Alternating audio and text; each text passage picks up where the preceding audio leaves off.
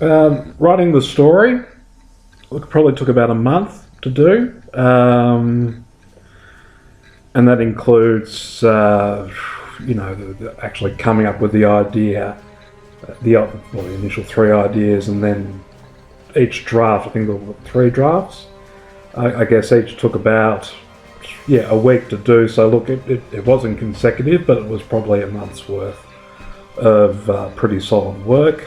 Yeah, so I start off with an idea. I play around with the idea. If the idea works, then I usually sit on it for a day and think about it. And if I still think it's a good idea, then I will then go through and write the first draft. And once again, if I think, things are going well with that, then I will sit on that for a day or two, and then I will usually do a final draft. And if that still is, looking good or whatever, if I'm happy with it, then I'll submit it. My favourite scene in my story was, I had a few. I had a few favourite ones that didn't end up being in the story, but that's okay. I kind of like the bit where the Doctor sort of had to climb around the side of the TARDIS, outside the TARDIS. I thought that was pretty cool. Love to see that. I also really like the very last part of the story where Perdita sort of, basically has a go at the Doctor about, we shouldn't have let the Guardian go. I should have killed him, and they have that little tete-a-tete, I guess you could say. I like that kind of stuff. So that was good fun.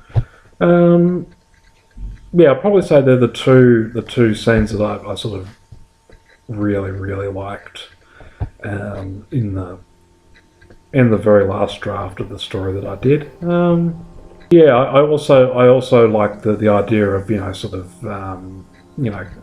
cracks of fire and whatever that will appear throughout the TARDIS. That was sort of a very strong first up image that I had.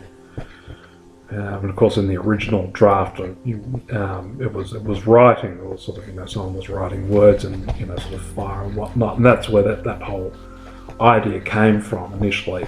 Of course, it got changed a bit, but that's all right. So that's that bit. I've had 3 books published a long time ago. 2 of them were children's novels. The first one was called The Secret of the Sphinx. The second was The Mirrors of Castle Sandra.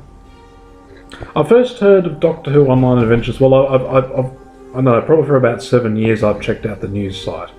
So the first time I heard of it was maybe 2 or 3 years ago, and it must have been 2012 or late 2012. They did a call out for scripts for Series 5, and I tried to get something together and didn't quite happen.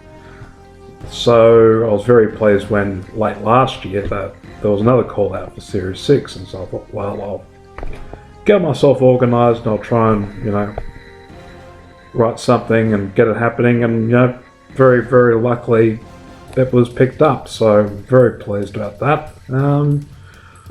Look, I really, I've watched quite a few of the older stories, and yes, I really do like them.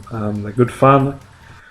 My favourite Doctor Who story of all time would be The Caves of Androzani.